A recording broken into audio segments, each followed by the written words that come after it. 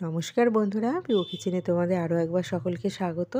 আশা করি তোমরা সকলে ভালো আছো, সুস্থ আছো। আমিও ভীষণ ভালো আছি। আজকে তোমাদের সঙ্গে শেয়ার করব নলেন গুড়ের পায়েস। শীতের মরশুমে নানান রকম অনুষ্ঠান তো আমাদের লেগেই থাকে, তাই না? জন্মদিন, বিবাহবার্ষিকী, সমস্ত শুভ কাজে আমাদের পায়েস করতে হয়। তো পায়েস রান্নার রেসিপিটা চলো তোমরা শিখে নাও।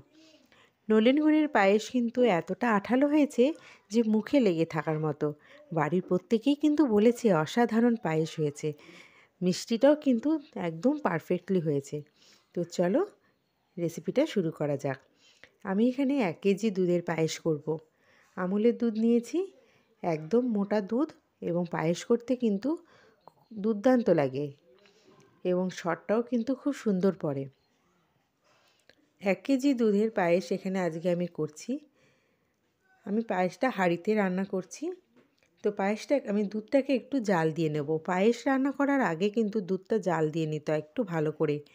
তো দুধটা জাল দিচ্ছি, এদিকে আমি চালটা একটু প্লেটের মধ্যে বিছিয়ে নিয়েছি। এখানে আমি 150 গ্রাম মতো একদম গোবিন্দভোগ চাল নিয়েছি। আমার কিন্তু দুধটা জাল হয়ে এসেছে।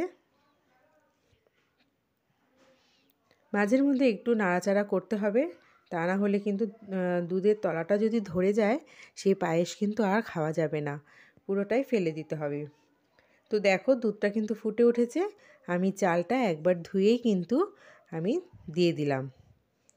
চালটা দেবার পর হাতা দিয়ে কন্টিনিউ এভাবে নাড়াচাড়া করতে হবে, তা না হলে কিন্তু পায়েসের চাল ডেলা পেকে যায়।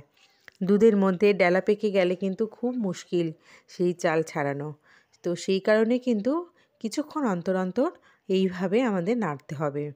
গ্যাসের ফ্লেমটাকে মাঝের মধ্যে মিডিয়ামে দিতে হবে, আবার মাঝের মধ্যে লো দিতে হবে। একদম হাইতে দিয়ে দিলে অন্যমনস্ক হয়ে গেলে কিন্তু পায়েসটা একদম তলা ধরে যাবে, তখন কিন্তু একটা পোড়া গন্ধ বেরোবে। সেই জন্য গ্যাসের ফ্লেম একদম লো টু মিডিয়ামে রাখাই ভালো। নতুন হাতে যারা পায়েস রান্না করবে ভাবছো, তারা কিন্তু অবশ্যই রেসিপিটা স্কিপ না করে পুরো ভিডিওটা দেখো। লো টু মিডিয়ামে রেখে পায়েস করবে, আর কন্টিনিউ হাতা দিয়ে কিন্তু এইভাবে দুধ আর চালটা নাড়াচাড়া করতে হবে, তা না হলে চালটা ডেলা পেকে যাবে, তখন কিন্তু খুব মুশকিল হয়ে যাবে। মাঝের মধ্যেই আমি ঢাকনাটা সরিয়ে এইভাবে নাড়াচাড়া করছি।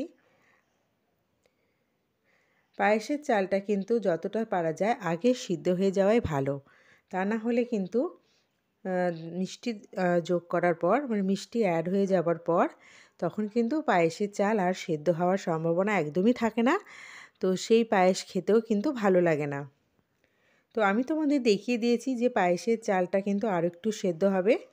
তো আরও আমি 5 থেকে 7 মিনিট এইভাবে কন্টিনিউ ফুটিয়ে নেব। এখন গ্যাসের ফ্লেমটাকে হাইতে রেখে দিয়েছি, আমি একটু ভালো মতো ফুটিয়ে নিচ্ছি। তো দেখো কি সুন্দর একটা লেয়ার পড়ে গেছে এবং চালটা কিন্তু প্রায় অনেকটা সেদ্ধ হয়ে গেছে, সেটাও তোমাদের আমি দেখিয়ে দিলাম। আশা করি তোমাদের দেখলেই বুঝতে পারছো যে কতটা সেদ্ধ দরকার একটা পায়েসের চাল।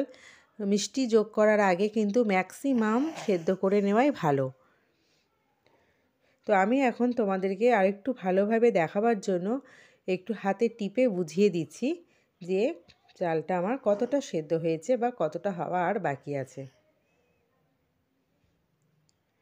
আর একটুখানি হবে, আরও আমি 5 থেকে 7 মিনিট ভালো মতো ফুটিয়ে নেব। তো এখানে আমি গুড় নিয়েছি। আমি এখানে প্রায় 600 গ্রাম মতো গুড় নিয়েছি। 1 কেজি দুধে আমি 600 গ্রাম মতো গুড় ব্যবহার করেছি, আর চাল দিয়েছি 150 গ্রাম। একদম পারফেক্টলি পায়েসের মাপ এখানে।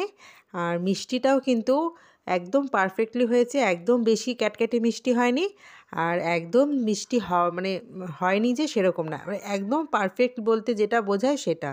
প্রত্যেকে খেতে পারবে, যাদের সুগার আছে তারাও খেতে পারবে, আর নর্মাল মানুষরা তো খেতে পারবেই। একদম ক্যারক্যারে মিষ্টি কিন্তু একদম খেতেও ভালো লাগে না, দেখবে। তো আমি এখানে 600 গ্রাম মতো গুড় নিয়েছি। গুড়টাও তোমাদের দেখিয়ে দিলাম, খুব সুন্দর গুড়টা, কালারটাও খুব সুন্দর। এই গুড়টা আমি পায়েসের মধ্যে এখন অ্যাড করে দিলাম। তোমাদের যদি কোথাও বুঝতে অসুবিধা হয় অবশ্যই কমেন্টস বক্সে জানিও, আমি আরও একবার তোমাদের ভালো মতো বুঝিয়ে দেবো এবং তোমাদের কমেন্টসে উত্তর দিয়ে দেবো। তো সবসময় কিন্তু একটা পরিমাণ ঠিক রাখলে যে কোনো রান্নার ক্ষেত্রে বলছি রান্নাটা কিন্তু খুব সুন্দর হয় এবং তার টেস্টও খুব সুন্দর হয়। তো আরও একবার বলে দিচ্ছি বন্ধুরা, 1 কেজি দুধে 150 গ্রাম গোবিন্দভোগ চাল নিয়েছি আর 600 গ্রাম মতো আমি গুড় ব্যবহার করেছি। মিষ্টিটা কিন্তু পারফেক্টলি হয়েছে। তোমরা চাইলে এর মধ্যে কাজু কিশমিশ ব্যবহার করতে পারো। আমি কাজু কিশমিশ এখানে ব্যবহার করিনি, আমি পায়েসের ওপরে ডেকোরেশন মতো করেছি। তো তোমাদের কেমন লাগলো রেসিপিটা আজকে অবশ্যই কমেন্টস করে জানিও। আর ভালো লাগলে লাইক করো, কমেন্ট করে জানিও, শেয়ার করো বেশি বেশি করে। আমার চ্যানেলটিকে প্লিজ সাবস্ক্রাইব করে দিও আর পাশে থাকা বেল আইকনটি কিন্তু প্রেস করে দিও, যাতে আমার নতুন নতুন ভিডিও সবার আগে তোমাদের কাছে পৌঁছে যেতে পারে। যদি কোথাও বুঝতে তোমাদের অসুবিধা হয় অবশ্যই কমেন্টস করে জানিও, আমি কিন্তু উত্তর দিয়ে দেবো। তো দেখো এইভাবে গুড়টা দেওয়ার পর আমি একটু নাড়াচাড়া করতে থাকলাম। গ্যাসের ফ্লেমটাকে একদম লো টু মিডিয়ামে রেখেছি। আমার কিন্তু গুড়টাও নরম হয়ে গলে গেছে, পায়েস কিন্তু রেডি হয়ে গেছে। গুড় গলে যাওয়ার পর বেশিক্ষণ রাখা দরকার নেই, তাড়াতাড়ি সার্ভ করে ফেলাই ভালো। তো আমার সঙ্গে থাকার জন্য তোমাদের জানাই অসংখ্য ধন্যবাদ। তোমরা ভালো থেকো। আজকের মতো আমি এখানেই শেষ করছি। তোমাদের সঙ্গে দেখা হচ্ছে অন্য একটি পরবর্তী রেসিপিতে। আজকের মতো টাটা।